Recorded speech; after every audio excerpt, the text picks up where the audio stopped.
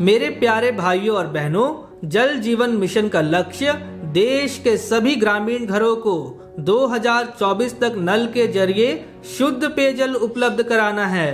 गांव-गांव में इस योजना को केंद्र सरकार की साझेदारी से चलाया जा रहा है।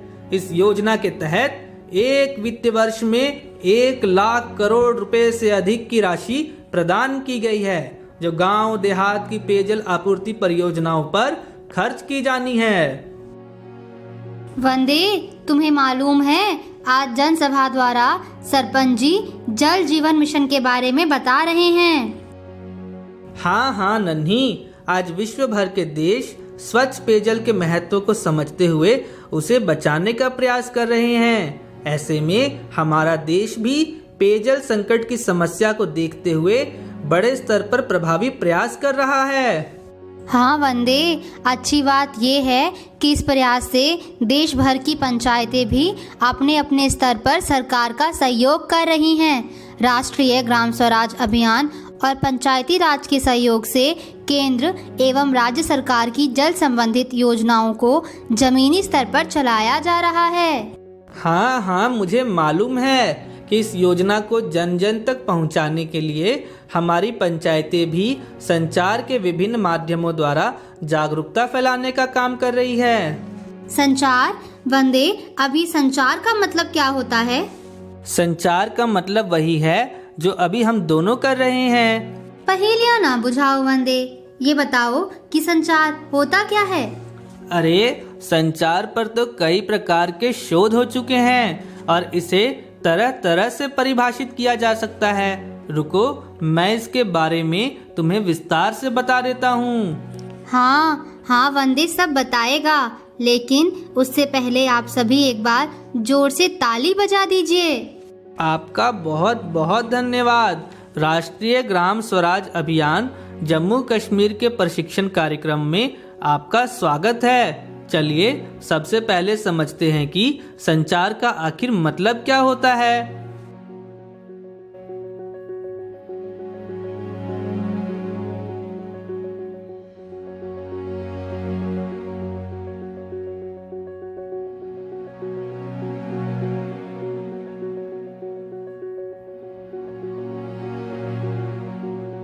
संचार पर हजारों शोध हो चुके हैं और इसे तरह तरह से परिभाषित किया जा चुका है।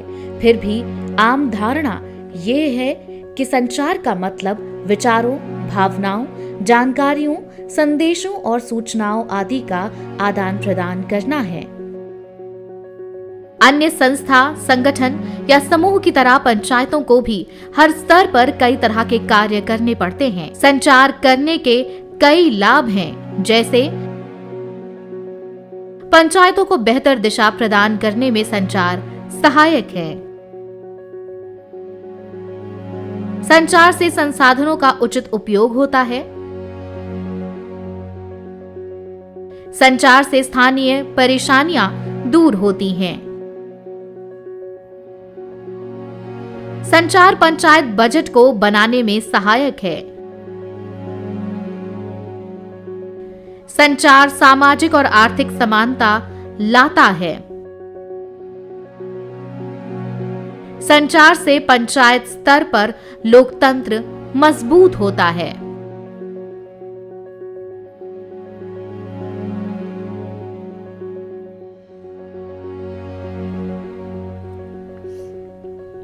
इसके साथ ही बेहतर संचार से गड़बड़ियों की पहचान, कार्यों का सही रिकॉर्ड, परफॉर्मेंस पर निगरानी, संसाधनों का उचित उपयोग, पैसों की बचत, भ्रष्टाचार में कमी और पारदर्शिता आती है।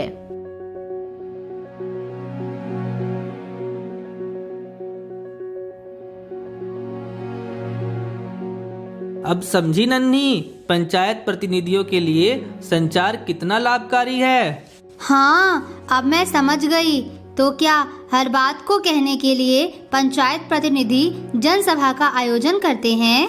अरे नहीं नन्ही, हर बात को कहने के लिए जनसभा आयोजित करने की जरूरत नहीं है। आवश्यकता अनुसार पंचायत प्रतिनिधि संचार के तरीकों का उपयोग कर सकते हैं। क्या तुम्हारा मतलब संचार के प्रकार से है? हाँ, मेरे कहने का मतलब संचार के प्रकार से ही है।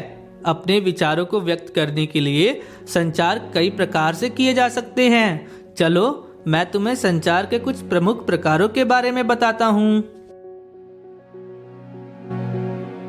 संचार के प्रकार।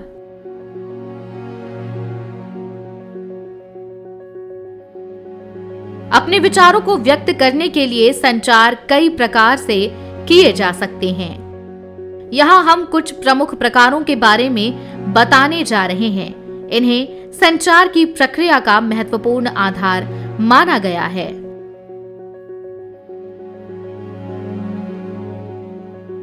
संचार के प्रकार। औपचारिक संचार,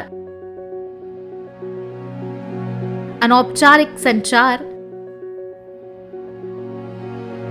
लिखित संचार, जनसंचार,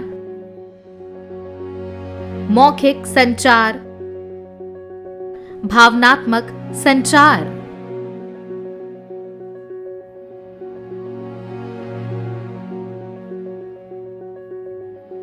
औपचारिक संचार।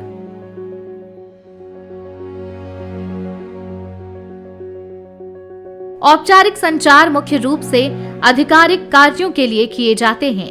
इस संचार प्रणाली में सूचनाएं बहुत ही व्यवस्थित ढंग से एक स्तर से दूसरे स्तर तक जाती हैं। औपचारिक संचार के लाभ।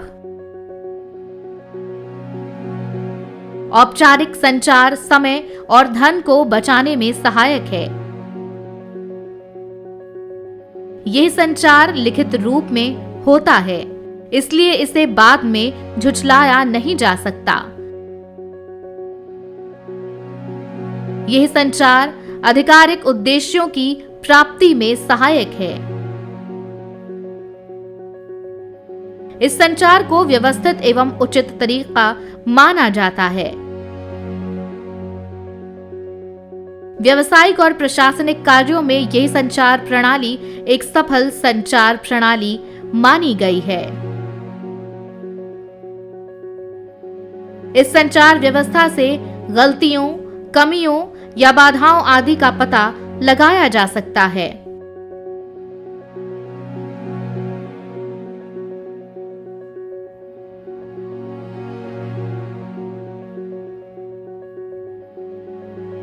अनौपचारिक संचार।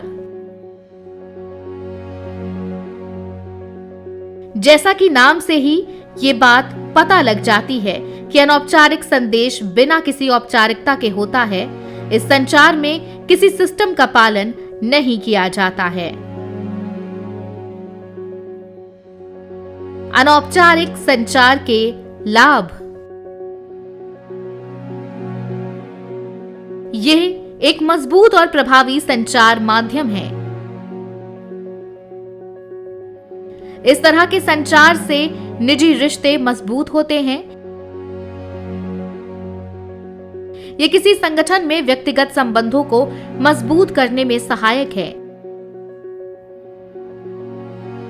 इसमें आदेश, आज्ञा या निर्देश किसी तय प्रणाली का पालन नहीं करते। अधिकतर ये मौखिक रूप में होते हैं, इसलिए ये प्रभावी हैं। कई बार आपातकालीन स्थिति में ये संचार अधिक लाभकारी हो जाते हैं। थकान, तनाव, चिंता या डिप्रेशन आदि को दूर करने में ये सहायक हैं। इसमें संचार बहुत तेज गति से होता है।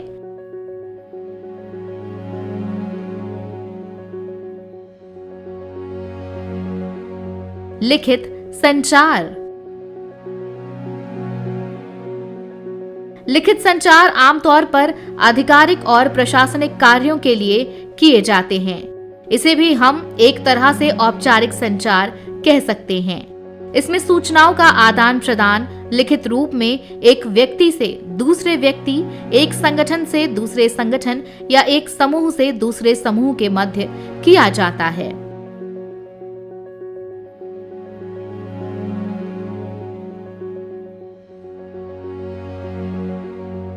लिखित संचार के लाभ। लिखित संचार से इस बात का पता लगता है कि वास्तव में किसी व्यक्ति को क्या संदेश दिया गया है। आमतौर पर लिखित संचार पूरी तरह से सही, संक्षिप्त, सरल एवं स्पष्ट होते हैं। इससे समय और धन की बचत होती है। इस संचार को प्रमाण के रूप में पेश किया जा सकता है। यह कोर्ट, पुलिस रिकॉर्ड और अन्य सरकारी रिकॉर्ड में मान्य होते हैं। किसी तरह के विवाद या गड़बड़ी को सुलझाने में ये सहायक हैं।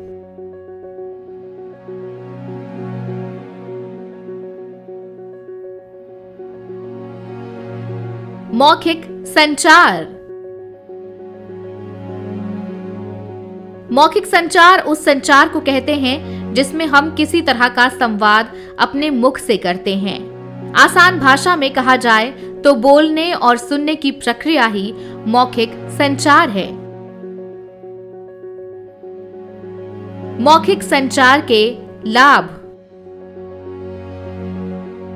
मौखिक संचार समय व धन दोनों की बचत करता है। इसे बहुत आसानी से समझा जा सकता है। यह संचार का बहुत ही प्रभावी तरीका है। किसी तरह के संकट में यह संचार सबसे अधिक काम आता है।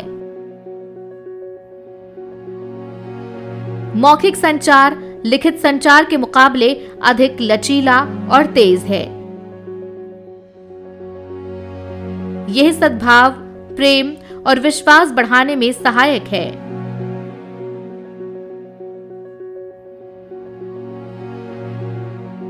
भावनात्मक संचार।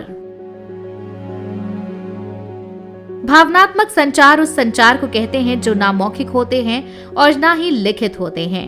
इस तरह का संचार शरीर के हाव भाव के माध्यम से होता है। इस तरह के संचार के उदाहरण चेहरे के भाव, आंखों की भंगिमा, हाथों के इशारे आदि।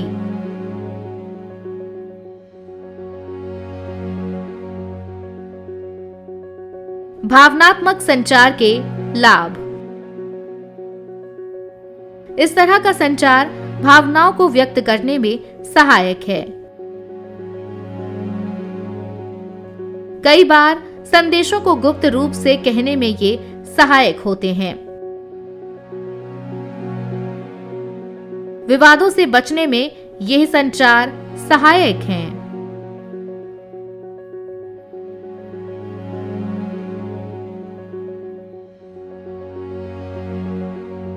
अच्छा, अब मैं कुछ समझी। लेकिन वंदे, अभी जल शक्ति के बारे में सभा आयोजित कर जिस तरह से सरपंच जी बता रहे हैं, ये भला संचार का कौन सा रूप है? सभा का आयोजन जन संचार का ही एक रूप है। अब भला ये जन संचार क्या है?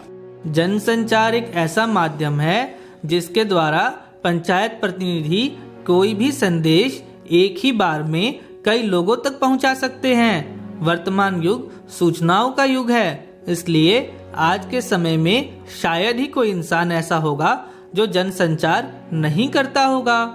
तो क्या आज के समय में विकास को बढ़ाने में जन संचार की भी महत्वपूर्ण भूमिका है?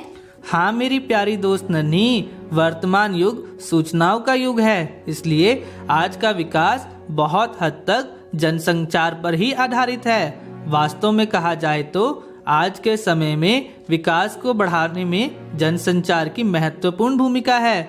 चलो मैं तुम्हें इसके बारे में विस्तार से बता देता हूँ। जन संचार।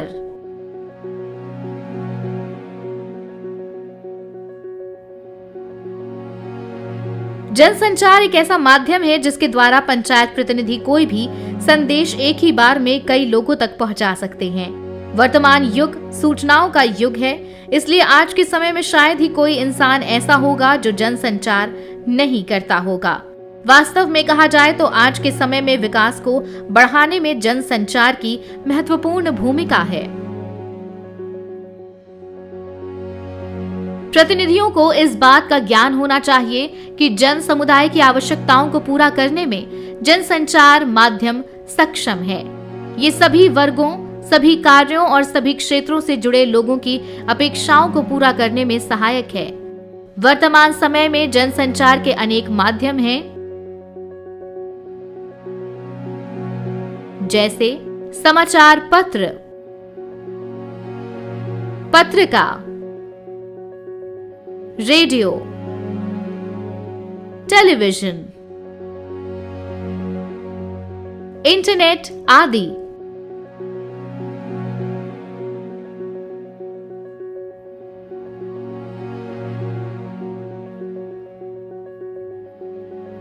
संचार के सिद्धांत।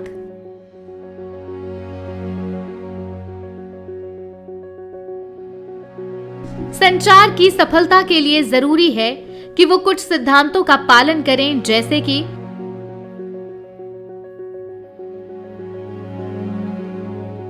उद्देश्यों का ज्ञान, श्रोताओं तक पहुंच, विश्वसनीयता, सरलता, शब्दों का चयन, समय का ज्ञान, जगह का ज्ञान, परिणाम। चलिए इसे विस्तार से समझते हैं।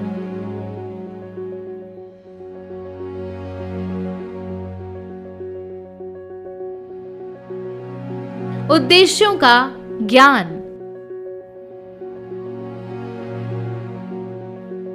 संचार की सफलता के लिए संचार के उद्देश्यों का ज्ञान जरूरी है। संदेश भेजने वाला और संदेश प्राप्त करने वाला दोनों को ही पता होना चाहिए कि उस संदेश का वास्तविक उद्देश्य क्या है।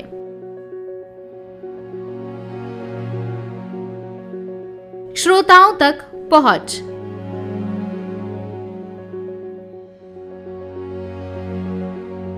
संचार की सफलता के लिए यह जरूरी है कि उसे उसी माध्यम, तकनीक और तरीके से कहा जाए जिससे सुनने वाले को बात समझ आ जाए। संचार करते समय भाषा, शब्दों के चयन और संचार माध्यम का विशेष ख्याल रखना चाहिए। विश्वसनीयता।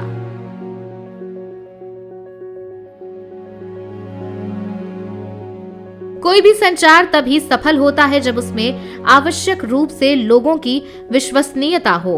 इसलिए जनसंचार करते समय उन ही मुद्दों, घटनाओं, आंकड़ों और स्थितियों का वर्णन करें जिसके बारे में लोग जानते हों या जिस बारे में लोगों की आस्था हो। किसी भी बात को विश्वास के साथ कहने के लिए जरूरी है कि उसे प्रमाण के साथ कहा जाए।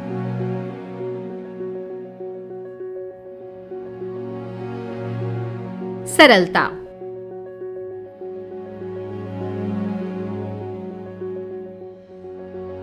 संचार में प्रयोग की जाने वाली भाषा सरल एवं स्पष्ट होनी चाहिए। जनसंचार करते समय साधारण बोलचाल की भाषा का उपयोग करना अधिक फायदेमंद है।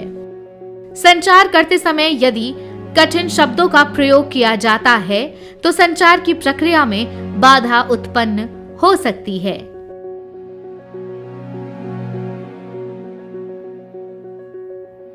शब्दों का चयन।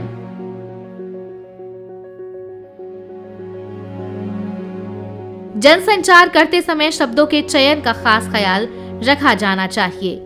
प्रतिनिधियों को इस बात का ज्ञान होना चाहिए कि किसी भी गलत शब्द के उपयोग से क्षेत्र में तनाव की स्थिति उत्पन्न हो सकती है। संचार में प्रयोग किए जाने वाले शब्दों का चयन इस तरह से होना चाहिए कि उससे किसी की भावनाएं, आस्थाएं या विश्वास को चोट ना पहुंचे।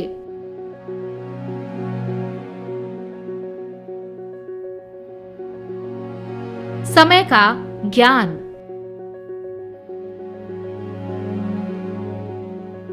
संचार की सफलता के लिए जरूरी है कि सही बात को सही समय पर कहा जाए।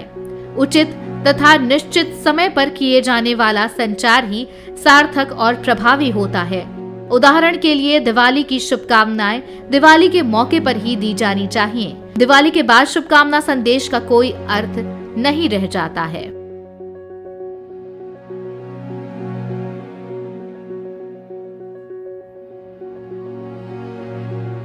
जगह का ज्ञान।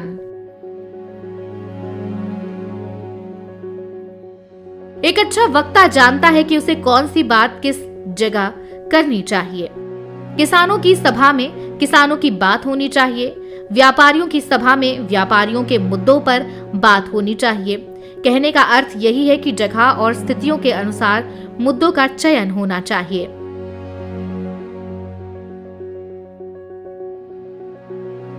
परिणाम।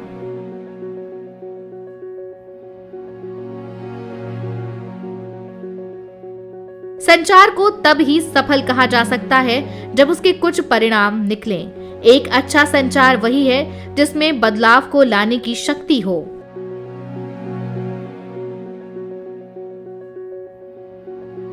तो क्या पंचायत की बैठक भी संचार का ही एक उदाहरण है?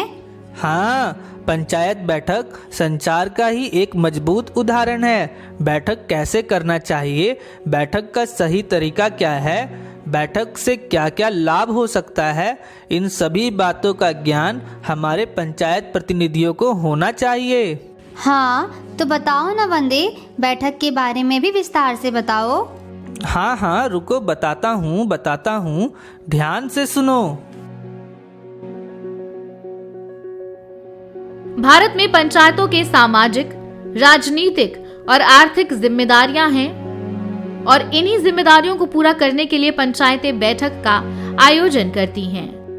गौर से देखा जाए तो बैठक से पंचायतों को कई तरह के लाभ होते हैं, जैसे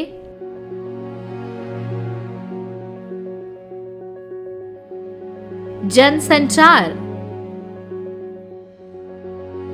दिशा निर्देश, कार्य पर चर्चा, समीक्षा, सूचनाओं का आदान प्रदान, निर्णय लेना, नए विचार प्राप्त करना, विवादों का समाधान आदि।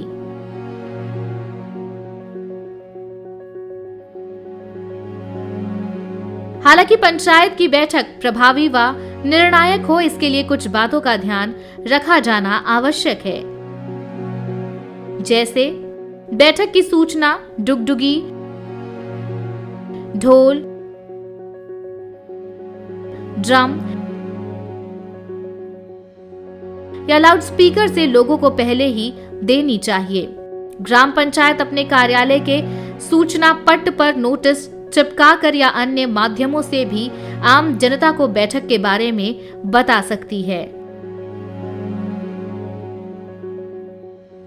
ध्यान रहे कि बैठक की सूचना देने का काम कम से कम 5 दिन पहले से शुरू हो जाना चाहिए।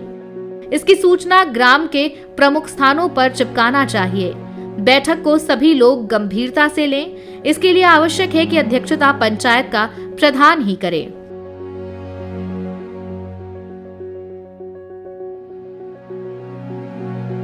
अगर सरपंच किसी कारणवश गांव से बाहर गए हों या किसी कारणवश पंचायत की सभा में नहीं आए हों, तो उप सरपंच की अध्यक्षता में ग्राम सभा की बैठक होनी चाहिए। कई बार ऐसा भी होता है कि किसी विशेष समय में प्रधान व उप प्रधान दोनों ही अनुपस्थित होते हैं।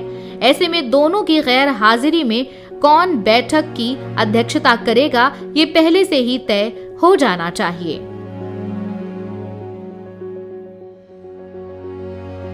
एक प्रभावी बैठक के लिए जरूरी है कि उसमें बड़ी संख्या में लोग उत्साह के साथ भाग लें। इसलिए बैठक में कम से कम 1/3 सदस्यों को हिस्सा लेना चाहिए।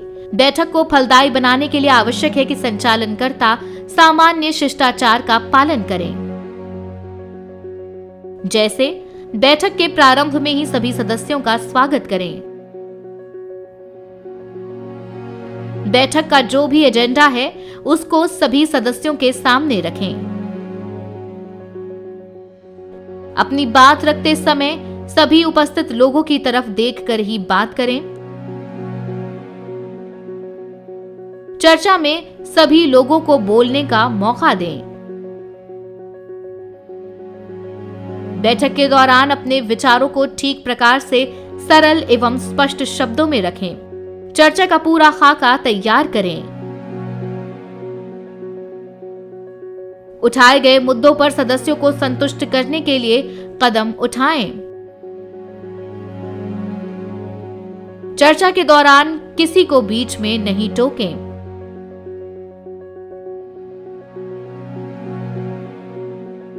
बैठक में क्या हो रहा है उसका रिकॉर्ड रखा जाना जरूरी है। इसके साथ ही बैठक में विषय से संबंधित आवश्यक कागज, फाइल, दस्तावेज और साक्ष्य आदि का रखा जाना भी आवश्यक है।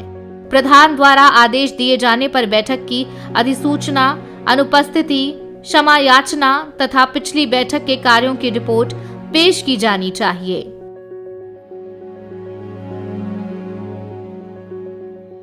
बैठक के दौरान कुछ बातों का विशेष ध्यान रखा जाना चाहिए, जैसे वंचित एवं दलित वर्ग को बैठक में बोलने व भाग लेने के लिए प्रोत्साहित करना, पंचायत द्वारा किए जाने वाले कार्यों के लिए धन की व्यवस्था करना, पंचायत में जो भी धन है उसका सदुपयोग करना और हर हिसाब का लेखा जोखा संभाल कर रखना, सामाजिक बुराइयों जैसे दहेज प्रथा, बाल विवाह, भ्रूण हत्या, शराब और नशे के खिलाफ लोगों को जागरूक करना, समाज सुधार की दिशा में कदम बढ़ाना, अपने क्षेत्र के जल, जंगल, जमीन के संरक्षण व संवर्धन के लिए योजना बनाना व ग्राम वासियों के साथ मिलकर इन प्राकृतिक संसाधनों की रक्षा का प्रयास करना, गांव के विकास के लिए बैठक करना,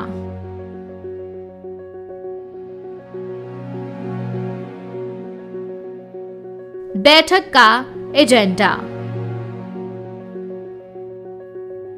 एजेंडा और टिप्पणियों को अंतिम रूप देने की जिम्मेदारी सचिव की है। सरपंच के परामर्श से सचिव ही बैठक का एजेंडा तय करेगा। बैठक में उठाए जाने वाले प्रत्येक विषयों का रिकॉर्ड सही तरीके से होना चाहिए। एजेंडा तय करने के लिए केवल उन्हीं मुद्दों पर ध्यान दें जो समाज और विकास कार्यों से जुड़े हुए हों। बैठक में उठाए गए मुद्दों, योजनाओं और तय किए गए कार्यों की सूची का रिकॉर्ड भी बनाएं।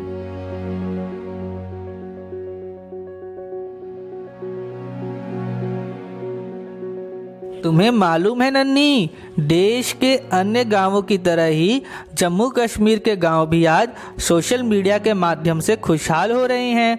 सोशल मीडिया के सहारे सरकार लोगों से संचार कर रही है। इतना ही नहीं, वो ग्राम पंचायतों की योजनाओं, परियोजनाओं, खर्चों के बारे में भी पूरी जानकारी लोगों को दे रही है। जन जन को जागरूक करने के लिए सोशल मीडिया का उपयोग सरकार किस तरह से कर रही है बंदे, मुझे इसके बारे में बताओ। हाँ, ध्यान से सुनो। जन जन को जागरूक करने के लिए सोशल मीडिया का उपयोग करना एक प्रभावी तरीका है, लेकिन फिर भी इसको उपयोग करते समय या सोशल मीडिया पर अपनी बात कहते समय प्रतिनिधियों को सतर्क रहना चाहिए। सोशल मीडिया पर गलत भाषा का प्रयोग करना या अशोभनीय कमेंट करना या अफवाहें फैलाना भारी पड़ सकता है। इसलिए पंचायत प्रतिनिधियों को चाहिए कि वो भ्रामक बातों और अफवाहों से दूर रहें और उसको बढ़ावा ना दें। सोशल मीडिया पर अपने विचार रखते समय इन बातों का रखें ख्याल। किसी भी फोटो या मैसेज पर आंख मूंद कर भरोसा ना करें। किसी भी तरह के दावों, जानकारियों या वीडियो को शेयर करते समय विवेक से काम लें। एक बार अपने स्तर पर जानकारियों की जांच कर लें। किसी भी खबर, जानकारी, वीडियो या आर्टिकल को आगे तब तक फॉरवर्ड ना करें जब तक उसकी सत्यता का प्रमाण ना मिले। किसी के नाम से फैल रहे मैसेज को आगे भेजने से पहले सावधान रहें। किसी भी विभाग के नाम से कोई ट्वीट आ रहा हो तो ये चेक करें कि अकाउंट वेरीफाइड है या नहीं। वेरीफाइड अकाउंट से किए गए ट्वीट को ही सत्य मानें।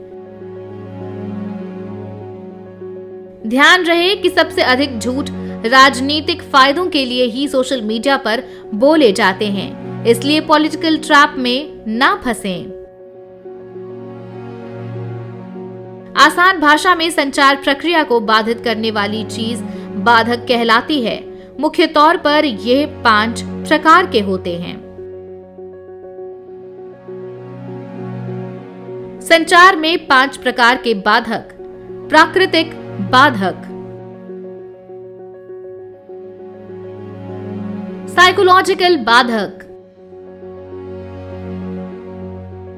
वाक्य रचनात्मक बाधक, तकनीकी बाधक, सांस्कृतिक बाधक।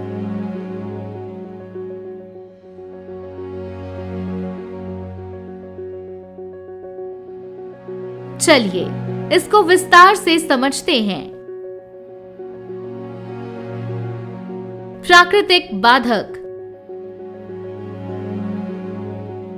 हमारे आसपास का वातावरण कई तरह की आवाजों से भरा होता है। कभी कभी इन आवाजों का स्तर इतना अधिक बढ़ जाता है कि संचार प्रक्रिया में रुकावटें आ जाती हैं। प्राकृतिक बाधक कुछ भी हो सकते हैं, जैसे गाड़ियों की आवाज, हॉर्न की आवाज, पशु पक्षियों की आवाज, आसपास का शोर आदि। अपनी बात को कहते समय इस बात का ख्याल रखें कि आपके आसपास का शोर संचार की प्रक्रिया में अड़चनें ना पैदा करे।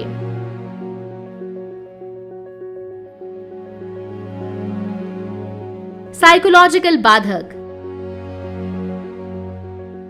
संचार में इस तरह की बाधा तब आती है जब कहने या सुनने वाला अथवा लिखने या पढ़ने वाले की मानसिक दशा स्थिर नहीं होती या उसका ध्यान कहीं और होता है।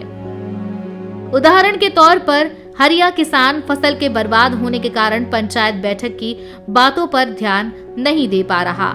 यहाँ हरिया किसान की मानसिक दशा संचार की प्रक्रिया को बाधित कर रही है। वाक्य रचनात्मक बाधक। कई बार वाक्यों को लिखते या पढ़ते समय उसके अर्थ को समझने में गलती हो जाती है। इन गलतियों के कारण ही संचार प्रक्रिया में बाधा उत्पन्न होती है। उदाहरण के तौर पर भूरी ने आशा को बताया कि वो बाजार से कनक लेकर आई है। आशा ने समझा कि भूरी बाजार से सोना लेकर आई है, जबकि कनक का मतलब गेहूं से था। तकनीकी बाधक। इस तरह के बाधक तकनीकी होते हैं। इनके कारण कई बार संदेश गलत प्राप्त होते हैं, अधूरे प्राप्त होते हैं या प्राप्त ही नहीं होते। उदाहरण के तौर पर अतुल ने उपेंद्र को बताया कि उसके घर मेहमान आए हैं, वो आज ऑफिस नहीं आएगा। उपेंद्र अतुल की बात नहीं सुन पाया क्योंकि फोन पर आवाज क्लियर नहीं सुनाई दी।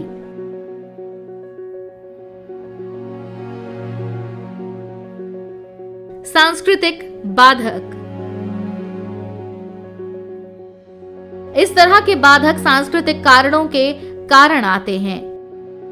जब कहने और सुनने वाला दोनों ही अलग अलग परिवेश से आते हैं तो विभिन्न तरह से सांस्कृतिक कारणों से संचार में अड़चनें आती हैं। वाह, संचार से कितने सारे काम सरल हो जाते हैं न वंदे। हाँ, संचार से बहुत सारे काम सरल हो जाते हैं, तुम्हें मालूम है? अरे नन्ही, कैसी हो? मैं ठीक हूँ चाची। आप लोग रेडियो पर क्या सुन रहे हैं? हम लोग रेडियो सुन रहे हैं। पता है, बहुत ही जल्द हमारे गांव में भी रेडियो आने वाला है। हाँ हाँ चाची, हमें मालूम है। हमारे गांव में बहुत जल्द ही सामुदायिक रेडियो आने वाला है। सामुदायिक रेडियो क्या होता है वंदे? और भला किस प्रकार इसे गांव का अपना रेडियो कहा जा सकता है? सामुदायिक रेडियो का योगदान गांवों के विकास में उल्लेखनीय है। चलो मिठाई की दुकान पर, मैं रास्ते में ही तुम्हें सब कुछ बताता हूँ। हाँ चलो, लेकिन इस बार मिठाई खिलाने की बारी तुम्हारी है। हाँ, तो मैं क्या कह रहा था कि हमारे गांव में सामुदायिक रेडियो आने वाला है। पता है, ग्रामीण भारत के विकास में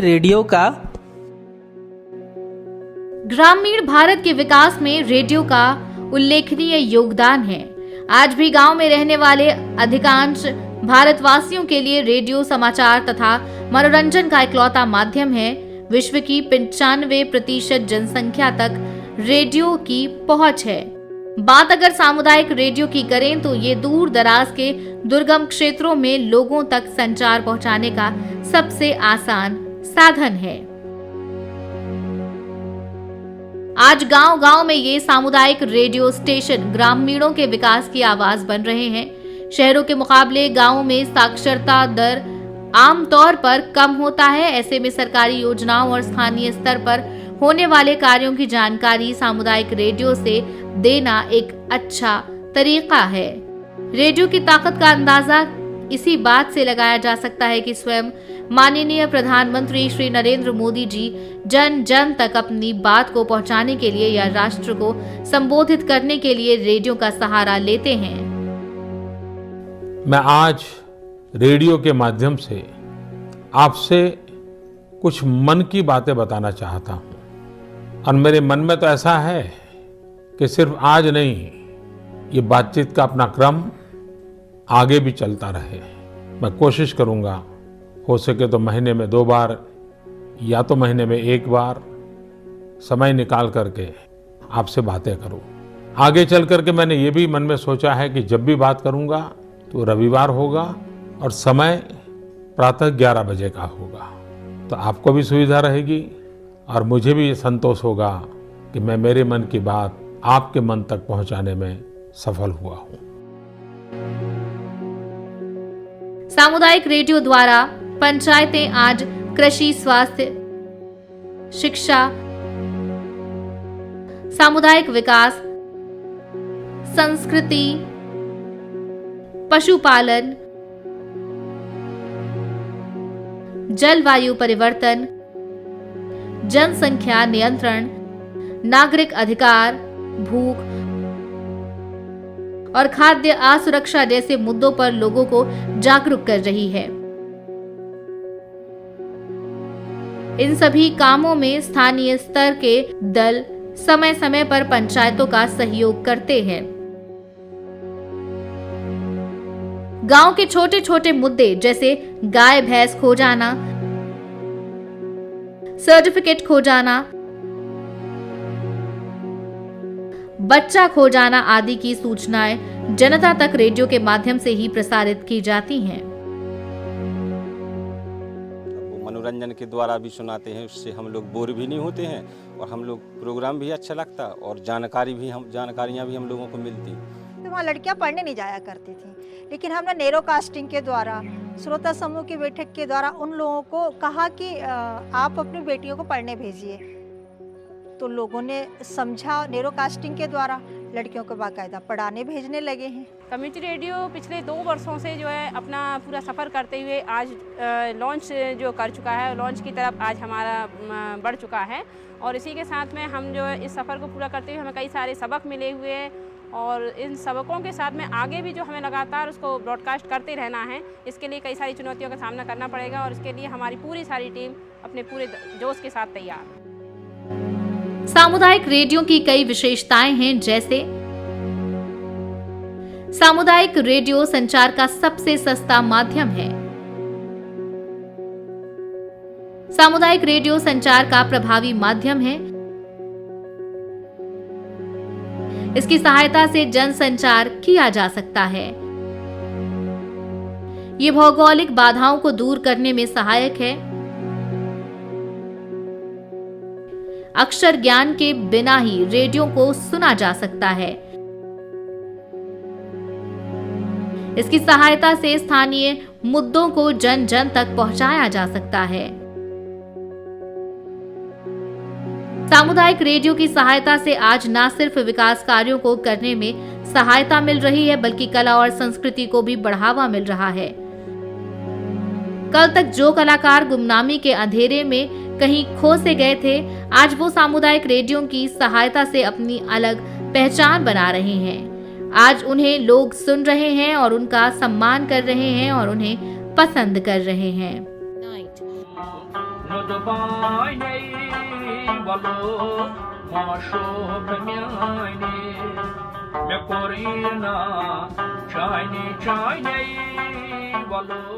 जम्मू कश्मीर में भी स्थानीय प्रतिनिधियों की सहायता से युवा अपनी प्रतिभा का प्रदर्शन कर रहे हैं। सामुदायिक रेडियो पर चलने वाले युवा केंद्रित कार्यक्रम आज युवाओं की प्रतिभा, क्षमता और आत्मविश्वास को बढ़ा रहे हैं।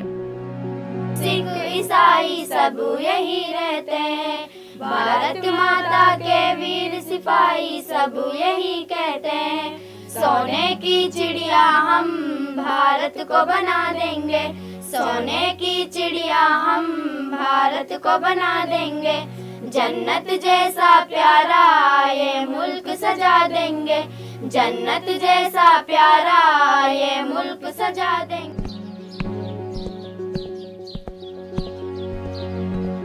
चलो मिठाई की दुकान आ गई। चाचा जी प्रणाम, कैसे हैं आप? अरे बेटा, यहाँ पर तो सब चकाचक है। सरपंच जी के तो एक पत्र ने कमाल कर दिया। वो कैसे चाचा जी?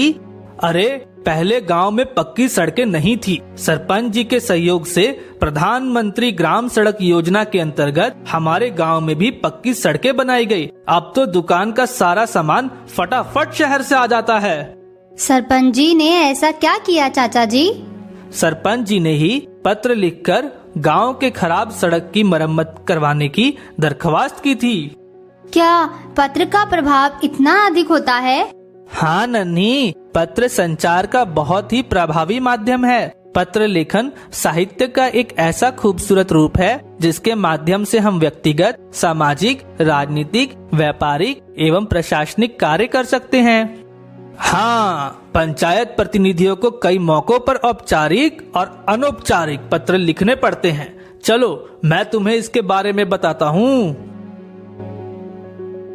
पत्र लेखन साहित्य का एक ऐसा खूबसूरत रूप है जिसके माध्यम से हम व्यक्तिगत, सामाजिक, राजनीतिक, व्यापारिक एवं प्रशासनिक कार्य कर सकते हैं। पंचायत प्रतिनिधियों को कई मौकों पर औपचारिक और अनौपचारिक पत्र लिखने पड़ते हैं।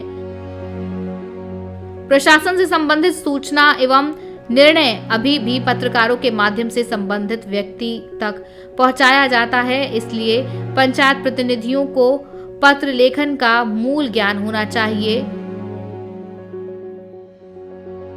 पत्र लेखन के कुछ सिद्धांत हैं, जैसे पत्र लेखन में शुद्धता का होना आवश्यक है। प्रशासनिक पत्रों में इसका महत्व अधिक है। पत्र की भाषा शालीन और स्पष्ट होना चाहिए। हैंडराइटिंग स्पष्ट होनी चाहिए। पत्र को लिखते समय सामान्य शिष्टाचार का पालन होना चाहिए। ध्यान रहे कि पत्र घुमा फिरा कर ना लिखा जाए और उसकी भाषा सरल हो।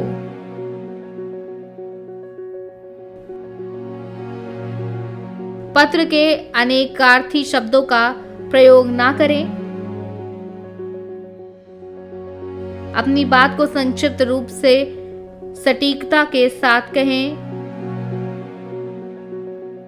पत्र में विषय को संपूर्ण रूप से लिखें। पत्रों में भाव का होना जरूरी है।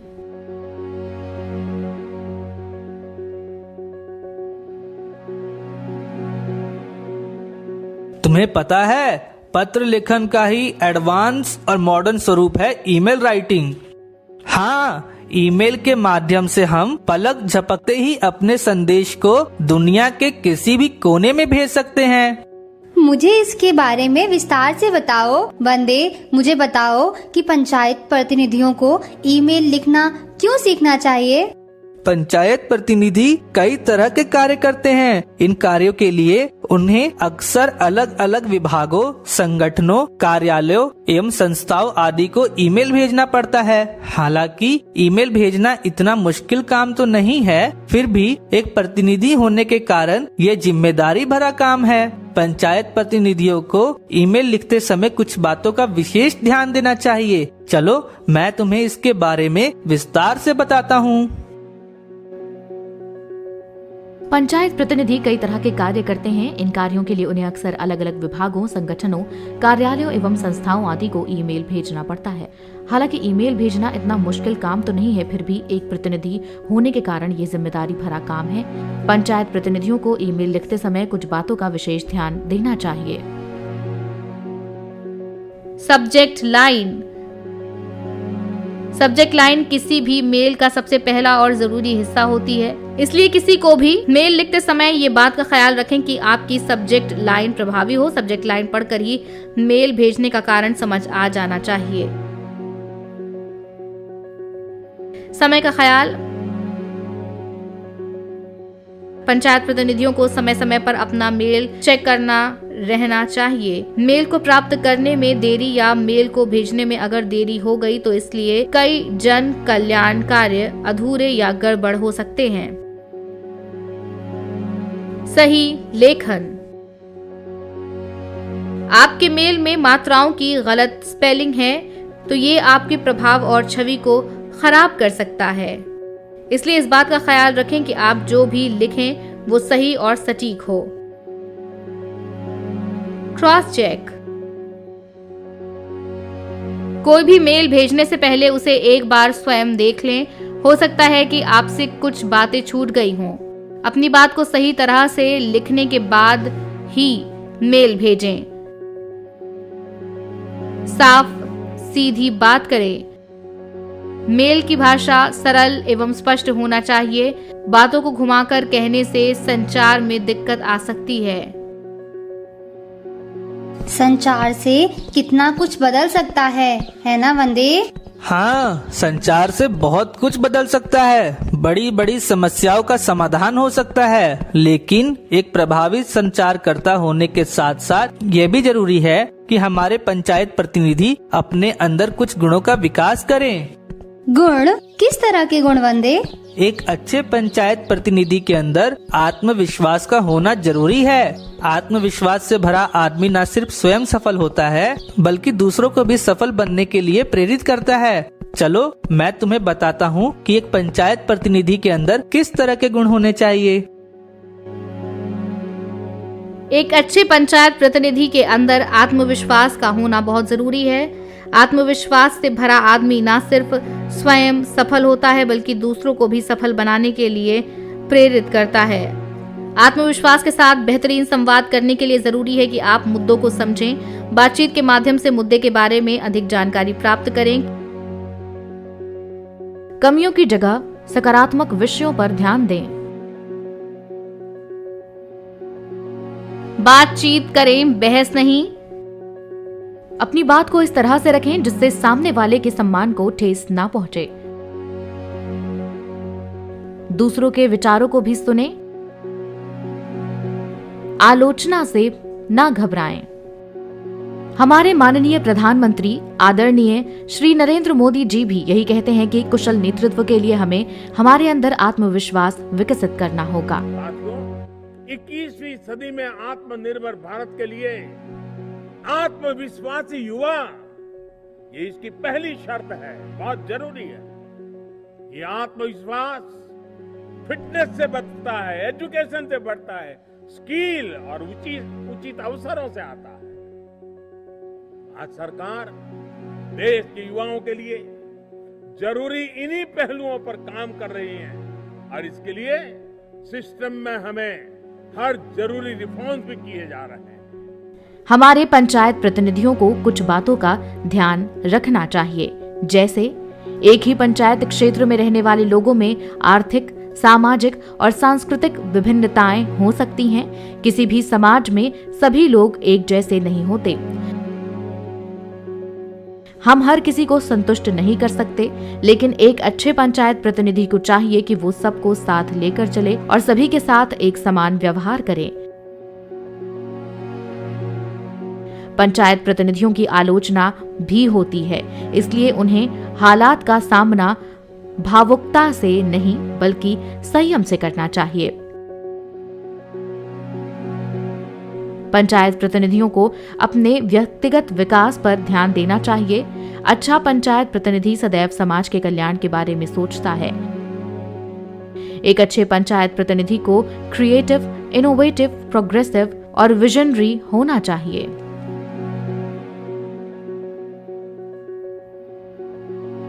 वाह, इन गुणों के साथ तो हमारे पंचायत प्रतिनिधि हर तरह के जन कल्याण के काम कर सकते हैं। गांव-गांव में विकास की नदी बहेगी, है ना वंदे? हाँ नन्ही, इन गुणों के साथ हमारे पंचायत प्रतिनिधि क्रिएटिव, इनोवेटिव, प्रोग्रेसिव और विजनरी हो जाएंगे। कुशल बने पंचायत अपना, यही है हम सबका सपना। पंचायतों का विकास होगा तो देश का विकास होगा।